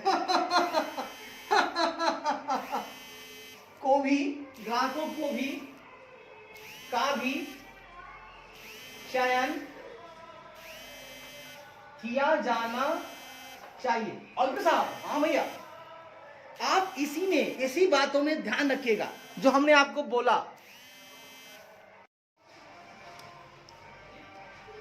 तो भाई साहब, मैंने ये कहा जी कि जो हमने अभी आपसे चर्चा किया कि एक सिग्निफिकेंट एंड इंपोर्टेंट, जो मैंने आपको रास्ता बताया कि ग्राहक से आपको सीधे संपर्क करना है भाई साहब, और वो भी आपसे पूछना है आपको कि जो अनपेड रिसीवेबल अकाउंट है उनकी राशि आपको पता लगाना है, ठीक है ना।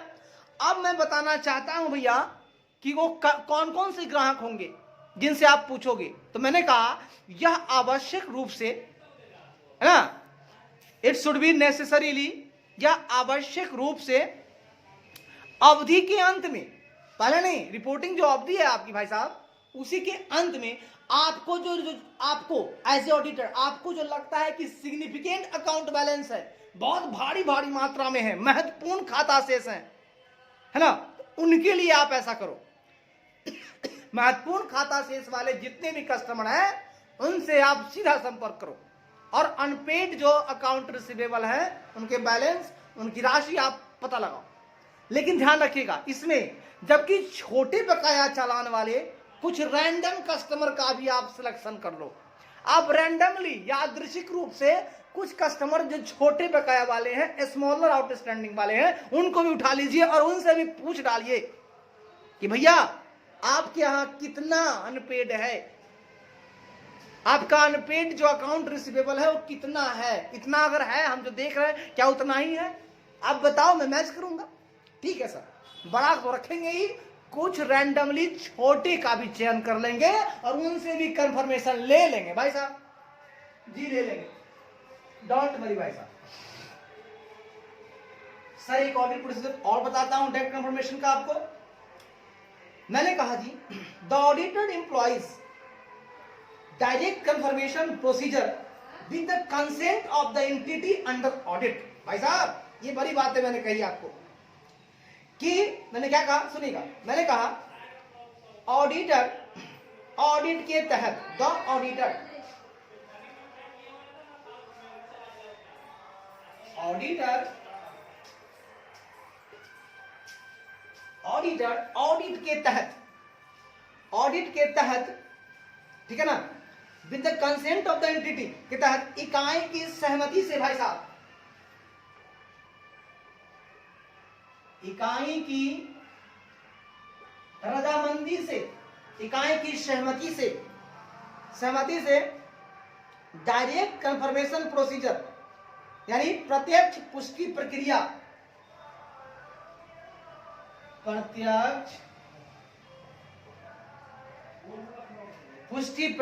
इंप्लॉय करेगी भाई साहब। कौन नियोजित करता है भाई साहब? प्रक्रिया को नियोजित करता है। ए भाई साहब, आप हैं ऑडिटर, आप चाहते हैं कि मैं डायरेक्ट कंफर्मेशन प्रोसीजर लगाऊं, आप लगाओ, कोई दिक्कत वाली बात नहीं है ऑडिटर साहब, आपका लगा सकते हो, ये आपकी ड्यूटी आपके प्रोसीजर में आता है। लेकिन ध्यान रखिएगा, आप कुछ भी करो, लेकिन एंटिटी से एक बार सहमति ले लो, उनकी कंसेंट ले लो, उनकी रजामंदी ले लो। भाई साहब, ऐसा ना हो कि आप बिना रजामंदी के ऐसे लोगों से पूछ डालो जो झिड़क दे, जिनका संबंध बढ़िया नहीं हो एंटिटी के साथ। हाँ, तो आप इंप्लॉय करो, आप डायरेक्ट कंफर्मेशन प्रोसीजर को इंप्लॉय करो ऑडिटर साहब, लेकिन ऑडिट के तहत ही करना, कुछ और मत पूछना भाई साहब।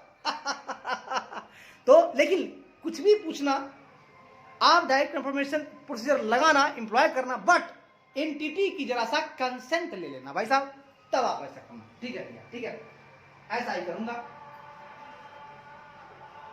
आगे कहता है जी, क्या कहता है साहब? कहता है जी, देयर में बी सिचुएशन, कहता है देयर में बी सिचुएशन, ऐसी स्थितियां हो सकती हैं भाई साहब, ऐसी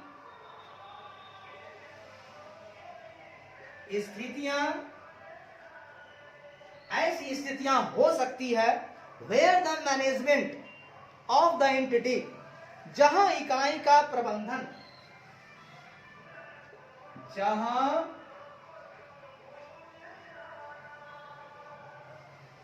जहां इकाई का प्रबंधन, ठीक है भाई साहब, जहां इकाई का प्रबंधन रिक्वेस्ट द ऑडिटर, प्रबंधन लेखा परीक्षक से, है ना, auditor not to seek confirmation from certain trade receivables. भाई साहब, इकाई का प्रबंधन लेखा परीक्षक से कुछ व्यापार प्राप्तियों से, सर्टेन ट्रेड रिसीवेबल से, कुछ व्यापार प्राप्तियों से, प्रबंधन कुछ व्यापार प्राप्तियों से, है ना, नॉट टू सीक कंफर्मेशन से पुष्टि न लेने का, प्राप्तियों से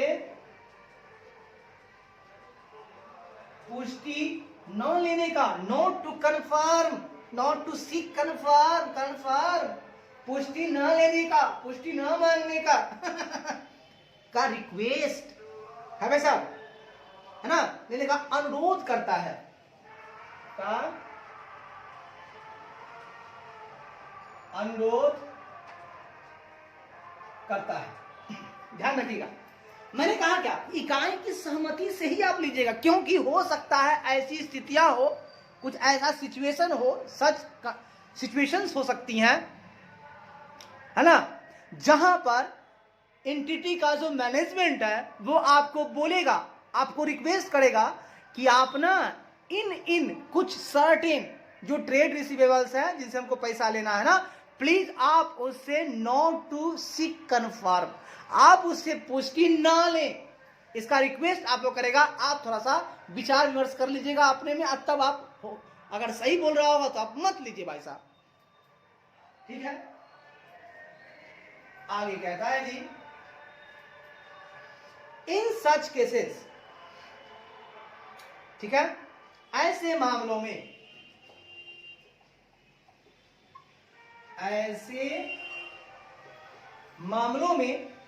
इन such cases the auditor should consider, ठीक है ना, whether there are valid grounds for the such request.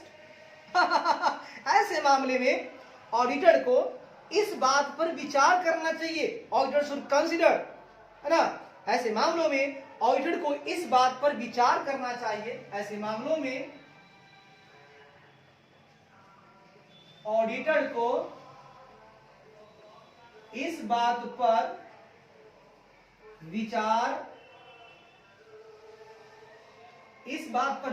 करना चाहिए, इस बात पर विचार करना चाहिए, ठीक है ना, कि whether there are valid ground, चाहिए कि क्या वेदर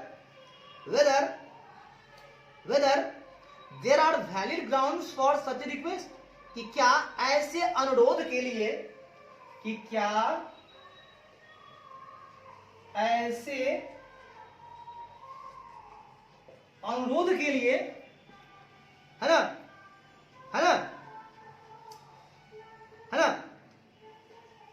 फॉर सच रिक्वेस्ट, ऐसे अनुरोध के लिए वैलिड ग्राउंड्स के लिए वैध आधार है।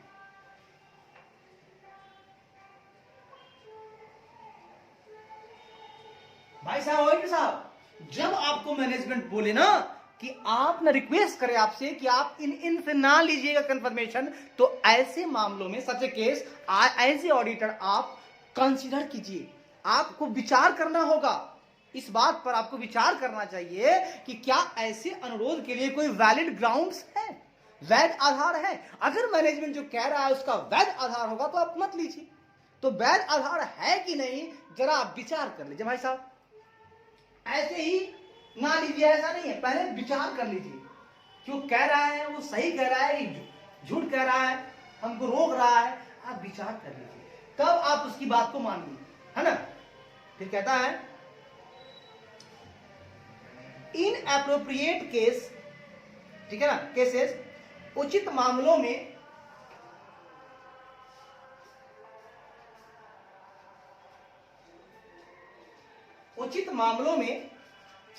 the auditor may also need to consider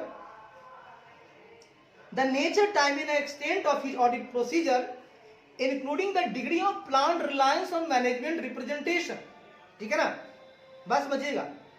उचित मामले में ऑडिटर में मतलब ऑडिटर को उचित मामले में ऑडिटर को मैनेजमेंट रिप्रेजेंटेशंस, प्रबंधन के अभ्यावेदन पर, ऑडिटर को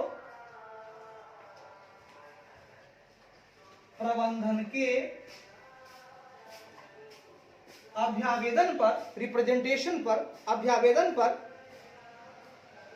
है ना, प्लान रिलायंस पर योजनाबद्ध निर्भरता, अभ्यावेदन पर योजनाबद्ध निर्भरता बोलिए या भरोसा बोलिए, योजनाबद्ध निर्भरता की डिग्री, हाँ, की डिग्री ऑफ रिलायंस मतलब कितना भरोसा करूं, है ना, डिग्री मतलब कितना परसेंट में विश्वास करूं, तो उसके डिग्री है ना, इंक्लूडिंग द डिग्री सहित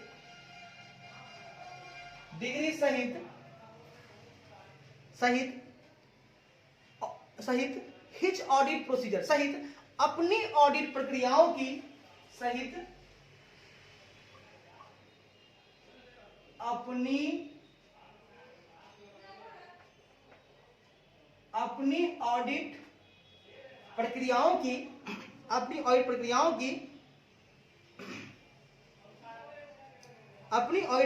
की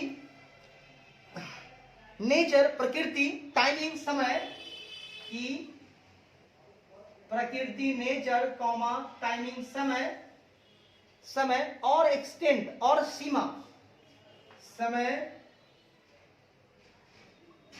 और सीमा नीड टू रिकंसिडर, सीमा पर पुनर्विचार करने, रिकंसिडर मतलब पुनर्विचार, नीड्स टू रिकंसिडर, सीमा पर पुनर्विचार करने की भी, सीमा पर पुनर्विचार करने की भी है ना आवश्यकता हो सकती है। ऑल्टरनेट में ऑल्सो नीड की भी आवश्यकता हो सकती है, की भी आवश्यकता हो सकती है। भाई साहब हाँ हाँ बोलिए ना, जरा सा आप ध्यान दीजिएगा। हम अब आपको मैंने बोला ना कि आप थोड़ा सा विचार कीजिएगा कि उसकी रिक्वेस्ट पर कि वो उसका कोई वैलिड है कि नहीं, ग्राउंड, वैलिड ग्राउंड। तो देखिए आप क्या कीजिए, एप्रोप्रिएट केसेस में, उचित मामलों में ऑडिटर को प्रबंधन के अभ्यावेदन पर जो आपका मैनेजमेंट रिप्रेजेंटेशन दे रहा है, जो कुछ भी, उस पर आपको प्लान्ड रिलायंस, उस पर आपको योजनाबद्ध भरोसा की डिग्री सहित कि आपको कितना भरोसा है उसकी रिप्रेजेंटेशन पर, ठीक है, सहित अपनी ऑडिट प्रक्रियाओं की, जो अपने ऑडिट प्रोसीजर की जो नेचर है, टाइमिंग और एक्सटेंट है, प्रकृति है, समय और सीमा, मतलब हमारी ऑडिट प्रक्रिया का नेचर क्या हो रहा है, सब्सटैंटिव दे रहे हैं, एनालिटिकल लगा रहे हैं, क्या लगा रहे हैं, हमको कितना टाइम लगने वाला है और हमको किस सीमा तक काम करना है, उसमें हम उसको कंप्लीट रिपोर्ट दे पाएंगे कि नहीं, जिस सीमा तक हमको बोल रहा है करने को, हम कितना सीमा तक कर सकते हैं, ये भी चेक करना है। पर आपको रिकंसिडर करने की आवश्यकता हो सकती है ऑडिटर साहब। अब ऐसा नहीं है, अब विचार करने के चक्कर में, उनका वैलिड रीजन खोजने के चक्कर में, ग्राउंड खोजने के चक्कर में आप इतना टाइम लगा दो, इतना टाइम लगा दो कि बस हो गया ऑडिट, है ना। तो आपको जो भी उनका रिप्रेजेंटेशन है उन पर आपको कितना निर्भरता है, इसमें आप ज्यादा टाइम ना लगाएं, है ना, यानी आप कितना टाइम लग रहा है इस पर आपको पुनर्विचार करने की आवश्यकता है कि उन पर कितना भरोसा है और आपको कितना समय लगेगा, है ना। अब ऐसा नहीं है कि पैसा मिला 2 लाख रुपया, काम आपको साल भर का नहीं सोच रहे थे, हो रहा है 5 साल में हो रहा है, ऐसा नहीं होना चाहिए। मतलब मेरा ये कहना है कि आप कोई भी काम करो, आप रिकंसिडर कर लो, पुनर्विचार कर लो कि आपकी जो ऑडिट प्रक्रिया है वो, और जो आपका मैनेजमेंट जो आपको रिप्रेजेंटेशन दे रहा है कि कैसे कैसे, और उसके हिसाब से आपको क्या लगता है, आपको कितना भरोसा है उस पर, उस भरोसा का भी पुनर्विचार कर लीजिए। अगर खूब भरोसा है तो कम समय में काम हो जाएगा, भरोसा बिल्कुल उस पर बहुत ज्यादा कम भरोसा है, आपको प्रक्रिया ऑडिट प्रोसीजर ज्यादा टाइम ले लेगा, तो आप देख लीजिए, आपको समय के साथ, समय के रहते काम कर लेना है आपको, है ना, आप फालतू समय मत लगाइए। तो मेरा कहना है कि आपको कितना निर्भरता है, उसकी डिग्री कितना है, किस हिसाब से, किस हद तक आपको निर्भरता है उसके रिप्रेजेंटेशन पर, है ना, उस सहित आप अपना प्रोसीजर का नेचर, टाइम, एक्सटेंट पर आप ना रिकंसिडर कर लेने कि आपको नीड हो सकती है, मे बी रिक्वायर्ड हो सकता है। ठीक है साहब।